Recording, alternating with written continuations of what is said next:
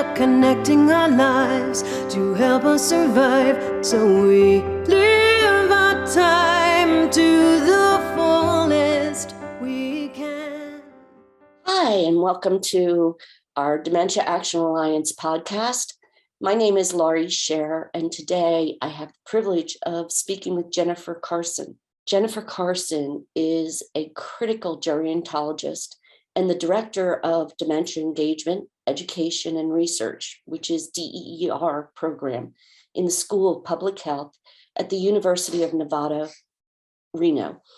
Jennifer has a strong commitment to partnerships and participatory approaches to research and practice, and works to improve the inclusion and well-being of persons living with dementia. Through her work, scholarship, and advocacy, she is also on Dementia Action Alliance's board of directors. So Jennifer, welcome. We're so glad to have you.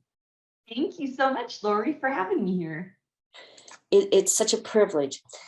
Jennifer, you and I have talked a little bit about the rights people have living with dementia. And the first question I want to ask you is, why is it helpful to position dementia as a disability? Such a good question, Laurie. And it's one that I've really been reflecting on actually since our last DAA board meeting.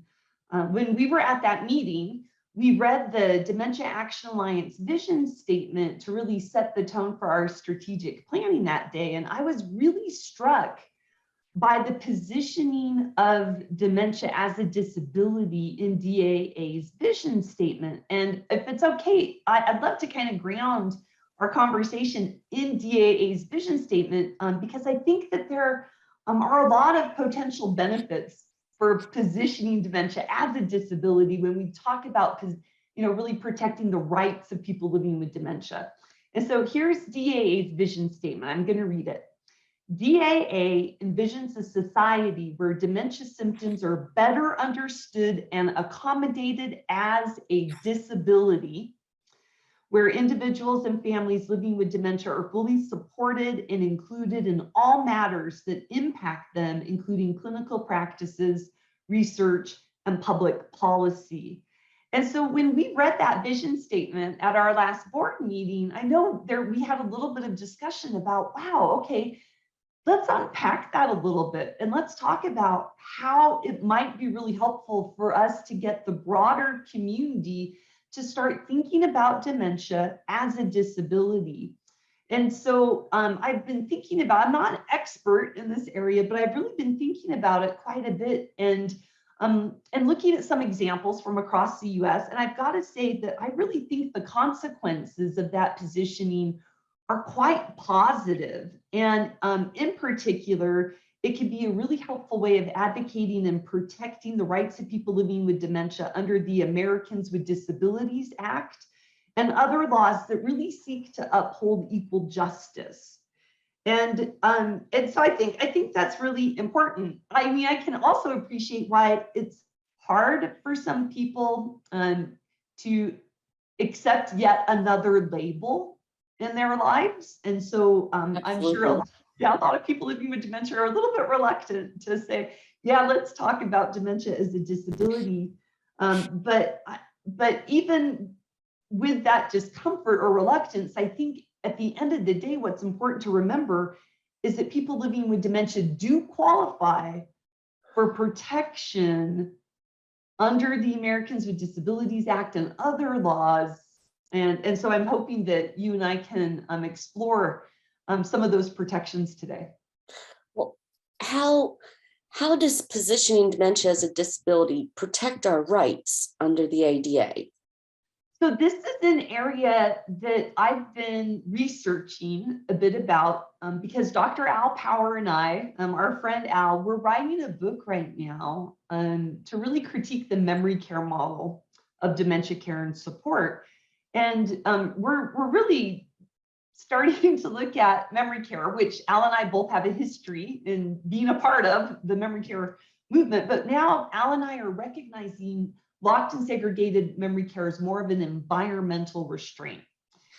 And there's just one group of people outside of convicted prisoners who can still be forcibly compelled to live apart from others, and that's people living with dementia, as sometimes they are sent to live in these locked and segregated memory care environments. But such restrictions, this type of restriction infringes upon the right to have a choice in housing, which is a right that is protected under the Americans with Disabilities Act, as well as the United Nations Convention on the Rights of Persons with Disabilities. But if we just look at the US, a choice of housing is guaranteed, not just through the ADA, but also by the US Supreme Court in a 1999 decision called Olmstead versus Elsie.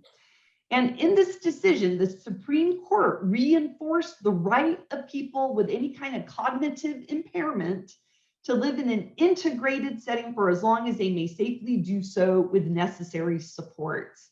And so this also supports what's called the integration mandate of the ADA.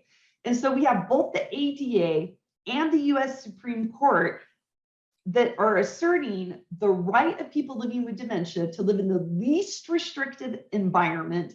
And the Olmstead decision actually says that they assert that the medically unjustifiable institutionalization of persons with disabilities constitutes a violation of the ADA, the Americans with Disabilities Act. And so because of that, states must provide services to people with disabilities in the community as opposed to within an institution. And the failure to do so constitutes discrimination. And so in short, to wrap that up, Laurie, people living with dementia, as if we position it as a disability, have the right to live in the least restrictive environment. And so this right is really well protected when we start looking at dementia as a disability. Wow, that's really valuable information, because I look at, I would imagine that also applies to the right to work and so many other things. So that's really good to know. But help me out here. Can you give me some examples? Absolutely. And so if we look, and doing my research, I was like, okay, so who's doing this? Which states are positioning dementia as a disability, and why? And so I actually met a wonderful dementia activist named Kelly Horton, who lives in the state of Colorado. And in 2018, Kelly really led some advocacy work. And in 2018, the state of Colorado passed something called House Bill HB 18-1091, also known as the Dementia Diseases and Related Disabilities Law, which now clearly defines people with multiple forms of progressive cognitive diseases as having a disability. So the state of Colorado, it was not easy to do, but they passed legislation which then revised a whole bunch of statutory references to dementia, recognizing dementia as a disability. And this opens up all kinds of opportunities to now start having dementia treated more as a disability than as necessarily a disease. And so it really opened up an abundance of opportunities for people who are living with dementia in the state of Colorado and helped to protect their rights. So that's one example. Dementia includes all forms of dementia, whether it's Alzheimer's, Lewy body, vascular, frontotemporal. It includes all types of dementia, correct? Yes, it does. And the other example of a group that's doing great work in this area is Dementia Alliance International.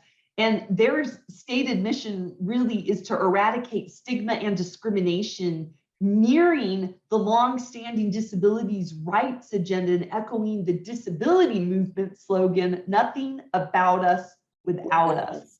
Mm-hmm. Absolutely. That's such an important slogan. I think that's used in many, many avenues of dementia, the nothing about us without us, and something that we firmly believe in.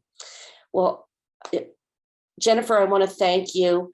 It's been quite a pleasure having Dr. Jennifer Carson on. We appreciate your time very much, and we look forward to discussing this with you further later on. For our podcast viewers, I want to thank you so much for viewing our podcast. If you like this podcast and would like to see more, we do have a lot of other podcasts on YouTube. So please go to YouTube, like it, and subscribe to our YouTubes. And thank you again for visiting Dementia Action Alliance. And thank you, Dr. Carson, for being here with us. My pleasure, Laurie. So great to see you. Have a great day, everybody. Live our life to the fullest we can.